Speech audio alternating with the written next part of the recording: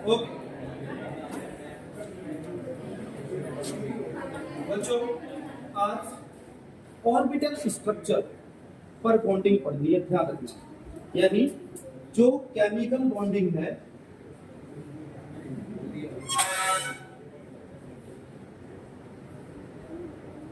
Chemical bonding के orbital diagram ध्यान से सुनना एकदम।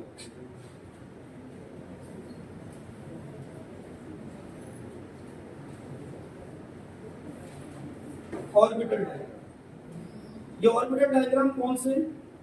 अब जरा ध्यान सुनो। जैसे बच्चों हम लोग बनाते हैं H2, अभी तक हम लोगों ने H2 को कैसे बनाना सीखा था? H एटॉमिक नंबर 1 H1, इसको अपन लिखते थे 1s1, इसको भी लिखते थे 1s1। और अभी हम इसको केवल ऐसे ओवरलैप कराते थे, H यहां पर इसको ऐसे ओवरलैप कराते थे। बच्चों अब 11th में थोड़ा सा चेंज।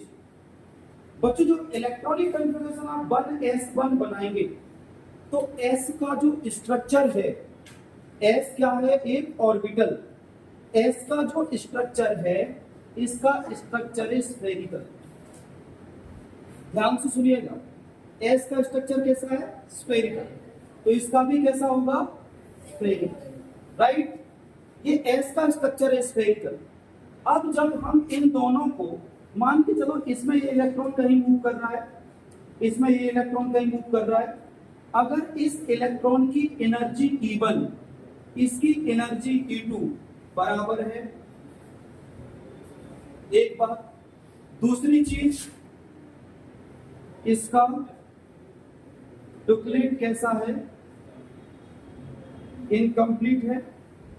दूसरा, तीसरा क्या? अगर इलेक्ट्रॉन की स्पिन कैसी है? ऑपोजिट है।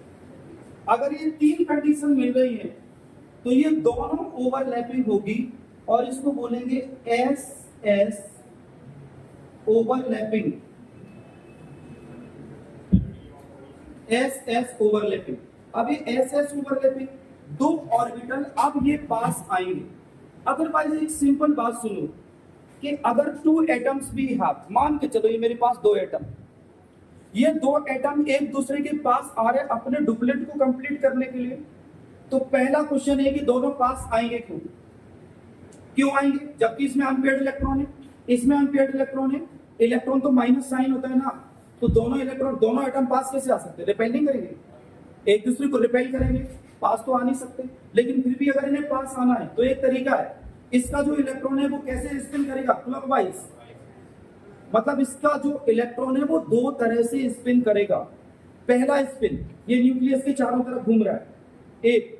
और दूसरा अपने एक्स पर कैसे घूम रहा है? क्लॉकवाइज। मेरी बात समझ रहे हैं कि नहीं? पहली बात तो ये इलेक्ट्रॉन देखो कैसे घूम रहा है, ये देखो ऐसे ऑर्बिट में चक्कर लगा रहा है। दूसरा ये अपने एक्स पे भी कैसे घूम रहा है? क्लॉकवाइज। तो इस इलेक्ट्रॉन की मूवमेंट को हम बोल देंगे +1/2। सेकंड की बात करो, ये भी घूम रहा है ना चारों तरफ, लेकिन अंतर ये है कि ये कैसे घूम रहा है? Anti clockwise. तो इस इलेक्ट्रॉन को हम साइन देंगे -1/2। याद रखना, पहले वाले को क्या दिया? प्लस। क्लॉकवाइज को कौन सा साइन? एंटी क्लॉकवाइज को। अब जो क्लॉकवाइज है इसको हम ऐसे भी लिख सकते हैं, ऐसे या ऐसे। और एंटी क्लॉकवाइज इलेक्ट्रॉन को कैसे लिख सकते हैं? ऐसे या ऐसे, आप एरो से। आप समझना कि ये 2 एटम हमारे पास हाइड्रोजन के हैं। बच्चों बहुत ध्यान से, ये हाइड्रोजन का एटम है, ये हाइड्रोजन का एटम है, इसके पास 1 इलेक्ट्रॉन है, इसके पास 1 इलेक्ट्रॉन है। ये इलेक्ट्रॉन अपने एक्स पे कैसे घूम रहा है? एक तो चक्कर लगा रहा है न्यूक्लियस के, दूसरे अपने एक्स पे कैसे घूम रहा है बच्चों? क्लॉकवाइज। और इसका इलेक्ट्रॉन चक्कर तो लगा रहा ना न्यूक्लियस के, और अपने एक्स पे एंटी क्लॉकवाइज। तो बच्चों जब एक इलेक्ट्रॉन क्लॉकवाइज घूमता है और एक इलेक्ट्रॉन एंटी क्लॉकवाइज घूमता है, तो इसमें लग रहा है सेंट्रीफ्यूगल फोर्स, और जो क्लॉकवाइज घूम रहा है और एंटी क्लॉकवाइज में कौन सा लग रहा है? Centrifugal force. तो 2 फोर्स लगेंगे, ये 2 फोर्स एक दूसरे को कैंसिल करेंगे और इनका चार्ज इस वजह से रिपेल नहीं करेगा, और इनका जो एंटी क्लॉकवाइज और क्लॉकवाइज जो रोटेशन है, उस रोटेशन की वजह से ये दोनों कैसे आ जाएंगे, पास में आ जाएंगे, और ये ओवरलैपिंग करेंगे। ओवरलैपिंग मतलब एक ऑर्बिटल आएगा यहां से, एक ऑर्बिटल यहां से, और पास आते आते आते आते हल्का सा एक दूसरे के ऊपर ओवरलैप कर जाएंगे। ओवरलैप कैसे करेंगे बच्चों, एक एस यहां आ गया तो दूसरा एस इसके ऊपर आ गया। अब ये ओवरलैप कर गए। अब मुझे बताओ, इसका इलेक्ट्रॉन अभी भी चक्कर लगा रहा है कि नहीं लगा रहा, बोलो। इसका इलेक्ट्रॉन अभी भी चक्कर लगा रहा है कि नहीं लगा रहा, ठीक है ना, अभी भी चक्कर लगा रहा। बट अंतर इतना आ गया कि इसका जो रोटेशन है वो कैसा मान लिया था अपन ने, +1/2, और इसका रोटेशन कैसा मान लिया था, 1/8। अब देखना इसको अपन को लिखना कैसे। इसको अपन ने लिखा था 1s1, बोलो या सुनो। इसको अपन ने लिखा था 1s1, राइट। s को कैसे डिनोट करते हैं, एक बॉक्स, तो यहां पर भी क्या बन जाएगा, एक बॉक्स। अब इसका एक इलेक्ट्रॉन मैं ऐसे लिख दूं, इसका एक इलेक्ट्रॉन ऐसे लिख दूं। जब ये दोनों जुड़ेंगे, क्या शर्त है जुड़ने की, opposite spin, equal energy, electronegativity का डिफरेंस 0। रिपीट करो, सबसे क्या क्या शर्त है ये लिखनी है। एनर्जी कैसी हो, डुप्लीट कैसा हो, इलेक्ट्रॉन का स्पिन कैसा हो, और चौथा है इलेक्ट्रोनेगेटिविटी का डिफरेंस कैसा हो, 0 या अप्रोक्स 0। अब इतनी कंडीशन अगर हो जाएगी तो ये ओवरलैप कर जाएंगे, और इनसे दोनों ऑर्बिटल से मिलकर के उतने ही नंबर के नए ऑर्बिटल बनेंगे। अब यहां पर तुम्हें बहुत बड़ा पॉइंट याद रखना है, जितने ऑर्बिटल मिले, कितने मिले यहां पर, 2, उतने ही नंबर के नए ऑर्बिटल बनेंगे। तो 2 नए ऑर्बिटल बनेंगे। अभी केवल इतना याद रखो, इसमें एक इलेक्ट्रॉन ऐसे आ गया, एक इलेक्ट्रॉन ऐसे आ गया, इसका डुप्लीट कंप्लीट हो। अभी इसका एक और कॉपी बनेगी, I will tell you later, वो तीसरी डेफिनेशन में बताऊंगा, क्योंकि एक साथ कंफ्यूजन हो सकती है। अभी केवल इतना याद रखो कि H2 का बनने का जो 10th में तरीका था, वो केवल तरीका कितना था, देखो यहां पर ये था, राइट और नॉट। 10th में ऐसे तो बनाते थे, एक H का इलेक्ट्रॉन यहां लिखा, एक यहां लिखा, दोनों को सर्किल कर दिया। अब अंतर ये है कि 11th में क्या बनाना है आपको, ऑर्बिटल। ये क्या थी, शेल, ये क्या थी, अब बनाना ऑर्बिटल।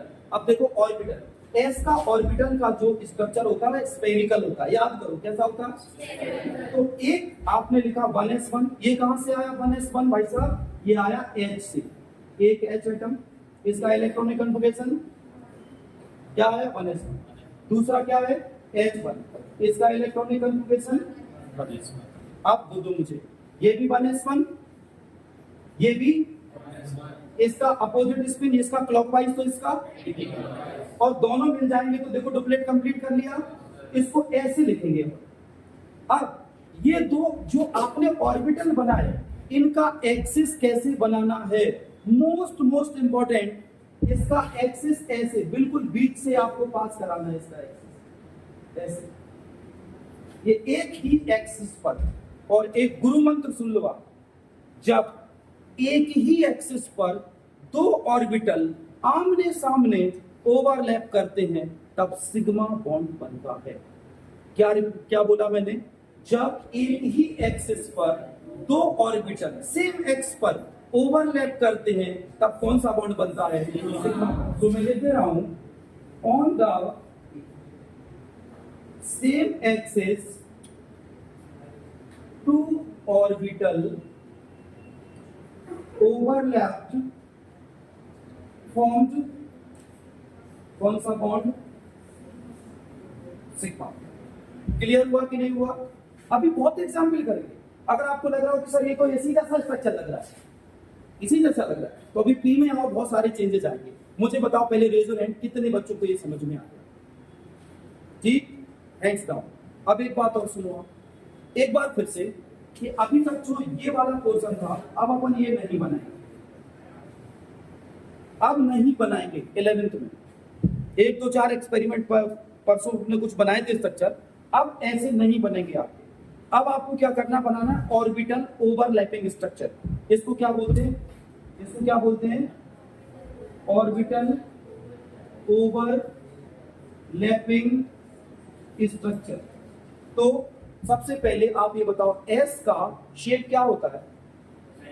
स्फेरिकल। एस ऑर्बिटल का शेप स्फेरिकल। एस के कितने हाइड्रोजन के कितने एटम आ रहे हैं? 2। तो कितने ऑर्बिटल हो गए? एक 1s1 और दूसरा भी। बच्चों मुझे बताओ अगर दोनों में सेम स्पिन होता है इलेक्ट्रॉन का, ये भी क्लॉकवाइज घूम रहा होता और ये भी क्लॉकवाइज घूम रहा होता, तो बच्चों बताओ क्या ओवरलैपिंग होती? नहीं होती ना, क्योंकि उसका ओरिएंटेशन एक डायरेक्शन में होता। दोनों का एक तरफ को जाके चक्कर लग रहा था तो या तो सेंट्रीपिटल ही होते या सेंट्रीफ्यूगल फोर्स लगता, तो कभी भी स्टेबल और ना वो ओवरलैप करते। एग्रीड और नॉट? जल्दी को। तो सेम स्पिन अगर होता तो कभी भी ये बॉन्ड नहीं बनता। कंडीशन दूसरी, एक का एनर्जी और दूसरे की एनर्जी, मान के चलो ये बहुत एनर्जेटिक होता है इलेक्ट्रॉन, बाहर से इसको एनर्जी मिल गई, और दूसरा इलेक्ट्रॉन कम एनर्जेटिक होता, भले ही स्पिन अपोजिट होती। बच्चों बताओ क्या ये साथ आते? कभी नहीं आते। तो एनर्जी भी कैसी चाहिए? सेम चाहिए। तीसरे में आ जाओ, अगर अपन ने देखा कि अगर ये पहले से दो दो इलेक्ट्रॉन इसमें होते तो क्या ये पास आते? कभी तब भी नहीं आता। तीसरा केस देखो, इलेक्ट्रोनेगेटिविटी का डिफरेंस 0। एक एटम की जो इलेक्ट्रोनेगेटिविटी है बच्चों, इलेक्ट्रोनेगेटिविटी को केवल इतना याद रखना, पावर ऑफ एन एटम। अभी इतना याद रखो, पावर ऑफ एन एटम। एक एटम की पावर दूसरे एटम की पावर से ज्यादा होती तो क्या ये एक दूसरे को शेयर करते? अगर मेरी पावर ज्यादा है और I am forming bond with another atom, तो मैं उसके इलेक्ट्रॉन को क्या करता? खींच लेता ना, वो तो आयनिक बॉन्ड बनता ना, इससे ट्रांसफर हो जाता है इलेक्ट्रॉन का। और अगर इसकी इलेक्ट्रोनेगेटिविटी इससे ज्यादा होती, ये ज्यादा होता, तो ये इसके इलेक्ट्रॉन को खींच लेता, तो आयनिक बॉन्ड बनता। लेकिन शेयर हो रहा है, इसका मतलब है दोनों की इलेक्ट्रोनेगेटिविटी या तो सेम है और या डिफरेंस 0 है। मुझे बताओ, अब आप अपना डाउट पूछो। अच्छा देखो हो क्या रहा है कि देखो एक ये मान के चलो एक इलेक्ट्रॉन ऐसे घूम रहा है। अब ये इलेक्ट्रॉन अगर क्लॉकवाइज चक्कर लगा रहा है तो अंदर की तरफ खींच रहा है। अगर हम लोग ऐसे चक्कर लगाएंगे, छोटे बच्चे ऐसे करते हैं, अगर वो कंटिन्यू ऐसे करें, उनको बोलो स्टॉप, तो क्या करते वो? गिर जाते, बैलेंस खराब हो जाता। अगर आप इस तरफ ऐसे सोचो, एक पत्थर को रस्सी से बांधो और आप उसको यूं घुमाओ, ये एंटी क्लॉकवाइज हो रहा है ऐसे। अगर आपने ऐसे घुमाया और छोड़ दिया तो याद रखो वो इस डायरेक्शन में जाएगा। अगर आपने ऐसे छोड़ा तो इधर डायरेक्शन में जाएगा, मतलब इट्स गोइंग टुवर्ड्स आउटसाइड, जा रहा है कि नहीं? तो एक फोर्स उसमें अंदर भी लगता है और एक फोर्स कहां लगता है? बाहर। दो फोर्स लगते हैं किसी भी रोटेशनल बॉडी के ऊपर, दो फोर्स काम करते हैं। अब चूंकि इलेक्ट्रॉन कितने हैं? दो। एक ऐसे घूम रहा है क्लॉकवाइज, एक कैसे घूम रहा है? तो एक का फोर्स लग रहा है टुवर्ड्स न्यूक्लियस और एक का फोर्स लग रहा है आउटसाइड ऑफ। तो जब दोनों के फोर्स बराबर हो जाएंगे तो चार्ज अपने आप इनका खत्म होगा, कैंसिल होगा। आई एम नॉट सेइंग कि खत्म होगा, कैंसिल होगा और दोनों एक दूसरे के पास आ जाए। इतनी बात तैयार हुई? अब बताओ, एक बार हैंड अप करें कि ये अब इतनी बात क्लियर हो गई सर, हम H2 बना लेंगे। कितने लोग ये बना लेंगे बिना देखे? तो बना लो।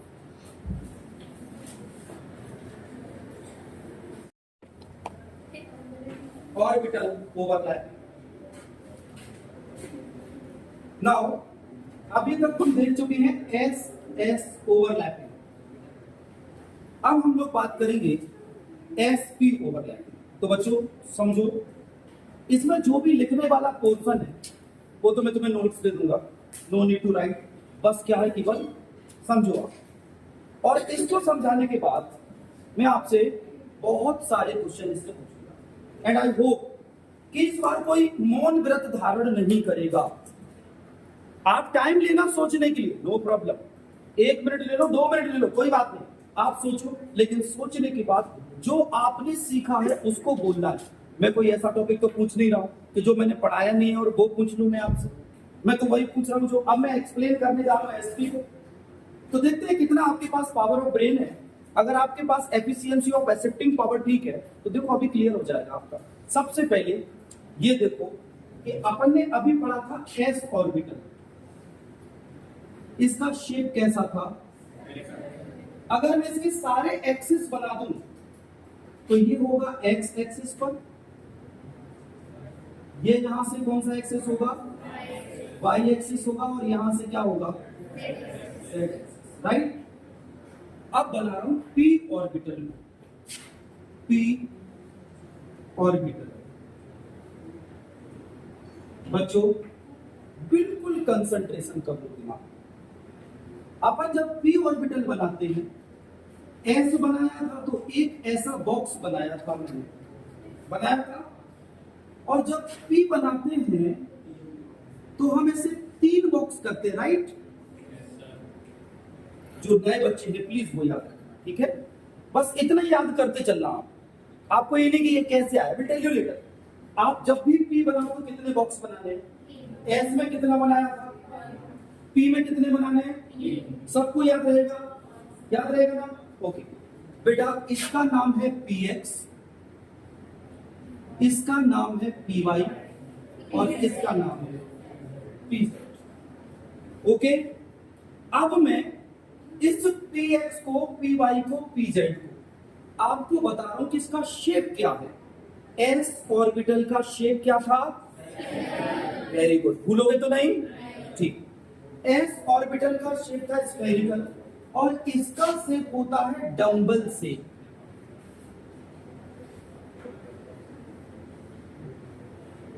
डंबल से, डंबल देखिए डमरू। हाँ, ध्यान से सुनना, मैं पहले बोल रहा हूं p हो सकता है, वैसे मैं जंप नहीं करने दूंगा दिमाग से, स्थिर दिमाग करो। p में कितने ऑर्बिटल, पहले इतना बताओ। 3, नाम बोलो। p ऑर्बिटल का स्ट्रक्चर कैसा होता है, डंबल से, राइट। अब देखो मैं एक पॉइंट लगाया यहाँ, अब मैं p ऑर्बिटल बनाने जा रहा हूं। तो p ऑर्बिटल का मैंने यहाँ पर एक x एक्सिस खींचा, इसको px नेक्स्ट कर, राइट। तो मैं इसका शेप जो बनाऊंगा वो x और ये px ऑर्बिटल के ऊपर ऐसे। अब इसमें 2 इलेक्ट्रॉन घूम रहे हैं, इस पूरे एरिया में कितने इलेक्ट्रॉन हैं, 2।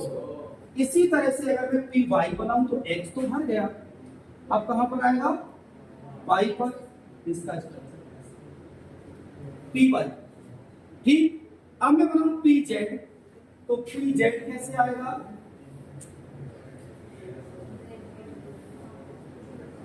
pz। बस यही चीज नहीं चाहिए, आप उसको बिल्कुल नाउ अगेन रिपीट। p में कितने ऑर्बिटल हैं, नेम,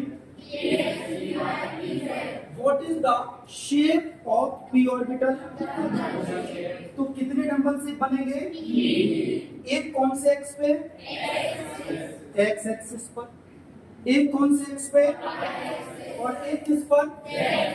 बच्चों इस बॉक्स में कितने इलेक्ट्रॉन रह सकते हैं, इसमें भी, इसमें भी। तो मुझे बताओ इस स्ट्रक्चर में भी तो 2 इलेक्ट्रॉन घूमेंगे, px ही तो है, ये py, इसमें भी 2 इलेक्ट्रॉन और इसमें भी 2 इलेक्ट्रॉन। अब बिल्कुल ईमानदारी से बताओ, इतना समझ में आ गया, क्लियर हो गया। ओके, अब देखना बेटा, अब मैंने कहा कि मुझे एक बॉन्ड बनाना है जिसका नाम है Cl2। क्या बनाना है, Cl2। अब ध्यान से सुनना Cl2 कैसे बनेगा। So don't write Cl2, 10th वाला Cl2 कैसे था, 1 2 3 4 5 6 7, ये था 10th वाला, 1 2 3 4 5 6 7। इसको ऐसे किया, इसको ऐसे किया, Cl ऐसे किया, ये लोन पेयर लगाइए और बस सर्ची बन गया। और हम बहुत खुश हो जाते थे कि हमने जंग जीत ली। भूल जाओ, भूल जाओ, जितने जल्दी हो सकता है, ठीक है। जीली सिमरन ने जिंदगी जितनी जीनी थी। आप सुनो, अब ऐसे नहीं बनाएंगे। अब कैसे बनाएंगे, 11th का स्टेटस सुनो और यहीं से क्वेश्चन मेरे होंगे आपसे। मैंने कहा Cl, Cl का क्या लिखा, can you draw it's electronic configuration, 1s2 2s2 वाला, इसका बनाया 1s2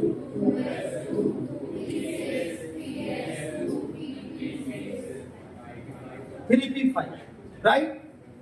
ये बेटा फर्स्ट सेल है, कोई बात नहीं, सेकंड सेल है, कोई बात नहीं, इससे मतलब है हमें, क्योंकि बॉन्ड में पार्ट कौन लेता है, सबसे बाहर वाली सेल।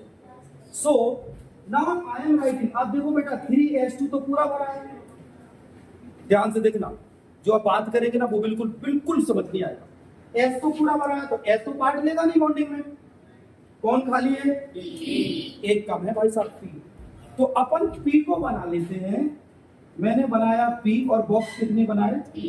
बच्चों इलेक्ट्रॉन कितने? 1 2 3 4। देखो ये खाली है खाली। इसको मैंने लिख दिया Cl, एक Cl एटम का। इस Cl एटम का क्या है? ये 3p5। बोलो कोई दिक्कत इतने में? एक और Cl चला आ रहा सामने बॉन्ड करने के लिए, तो वो भी Cl आया बेटा, तो वो एक और Cl ऐसा बना 1s2 2s2 2p6 3s2 3p5। इसमें भी हमें इससे मतलब है। मान लो कि आपके पास इसकी कहानी 1 2 3 4 5 और अगर मैं इसको ऐसे लिख दूं, देखो 1 2 3 4 5, तो ये एंटी क्लॉकवाइज हो गया। सॉरी एंटी क्लॉकवाइज हो गया कि नहीं? एंटी क्लॉकवाइज हो गया कि नहीं? ये क्या था? px पूरा भरा है, py पूरा भरा है, pz खाली। कोई दिक्कत नहीं, कैन ड्रॉप। आपको अपोजिट स्पिन दिखाना है। जब आपने इसमें क्लॉकवाइज दिखाया तो इसमें क्या दिखाओगे? आपको अपोजिट बनाना है। अब आपने इसको क्या लिखा? px py pz। अब मुझे बताइए इस वाले केस में जो इनकम्प्लीट इलेक्ट्रॉन है वो वैसे तो pz में आ रहा है, लेकिन जब ये दोनों pz वाले आमने सामने मिलेंगे, अब सुनो मेरी बात, मैंने इसका एक्सिस बनाया कैसे? यहां पर बना दूं, दिख रहा है? यहां पर दिख रहा है कि नहीं? या इसको रब करके बना दे। देखो अब देखना जबरदस्त मजा आने वाला। इसको अपन pz लिख लेते हैं। कोई दिक्कत? बोलो कोई दिक्कत? तो pz में मैं एक ऑर्बिटल बना दूं, जल्दी बताओ यार। बना दिया? यही तो खाली है। अब मुझे बताओ जो यहां वाला है वो तो भरा हुआ है, यहां वाला है वो भी नहीं आ रहा समझ। जो x वाला है वो तो भरा है ना, और यहाँ py वाला मान लो, इसको pz मान लो। एक्सेस बदल सकते हैं आप भाई। तो ये px भरा था, अरे यार x खाली है, x कहीं भी डायरेक्शन दे सकते हैं आप। हम जरूरी हम इसको x एक्सेस माने? नहीं मानेंगे, हमारी मर्जी। हम इसको no no no no no इसमें नहीं करना है, क्योंकि एटम इंडिविजुअल घूम रहा है। एटम इंडिविजुअल है, एटम कोई अर्थ नहीं है, कोई फिक्स बॉडी नहीं है। उसमें एक्सेस आप कहीं भी मान सकते हैं। प्लीज याद रखना, अगर कोई स्टेशनरी बॉडी है तब आप कह सकते हैं कि x y z। Atom individual है, कहीं भी मूव कर रहा है, उसके एक्सेस चेंज हो सकते हैं। मैंने इसको z बोला। आप बताना, आप मुझे बात, इसमें कितना इलेक्ट्रॉन बचा था? बोलो। एक एंटी क्लॉकवाइज, तो मैं इसको ऐसे लिख सकता हूं, देखो ऐसे, बोलो। और मैं यहां पर इसके इलेक्ट्रॉन को ऐसे लिख सकता हूं। अब दोनों आए पास, जब दोनों पास आए तो देखो क्या हो गया, ये इसके ऊपर ओवरलैप करेगा ऐसे ऐसे। तो ये ऐसा था, समझना ध्यान से। अब इस ब्लॉक में कितने इलेक्ट्रॉन आ गए? 2। ठीक है, डुप्लेट हो, यहां पर मतलब स्टेबल हो गई। अब इसमें और इसमें आमने सामने की टक्कर हो गई, ये दोनों। तो जेड जेड दोनों ओवरलैप कर गए। एक उसका था इलेक्ट्रॉन, एक इसका था, कितने हो गए? इसमें पहले से कितने थे? इसमें अब इनमें भी ये जुड़ गए आपस में, क्लियर? कोई बात की नहीं। अब एक बात बताइए, मैंने आपसे एक क्वेश्चन पूछा था, अगर आमने सामने की टक्कर हो तो सिग्मा बॉन्ड बनता है, तो क्या इसमें भी सिग्मा बॉन्ड नहीं बने? तो जो क्लोरीन आपको पढ़ते थे ना, डॉट वाला स्ट्रक्चर, वो रियलिटी इज दिस। अब कई बच्चे सोच रहे होंगे सर इसमें px py कहां गया? तो बेटा px ऑलरेडी भरा है, यहाँ पर कंसीडर नहीं करेंगे। py ऑलरेडी भरा है, इसमें कंसीडर नहीं करेंगे। इसमें px यहाँ भरा है, py यहाँ भरा है, कंसीडर नहीं करेंगे। जो खाली है उसको आमने सामने की टक्कर करा दी, ऐसा बन गया सिग्मा बॉन्ड। अब मुझे बताओ ये क्या था? क्लोरीन, और ये भी क्या था? और बॉन्ड क्या बन गया? अब देखो इसके पास इसमें 2 इलेक्ट्रॉन भरे थे, इसमें 2 इलेक्ट्रॉन भरे थे, यानी 2 लोन पेयर यहां बचे।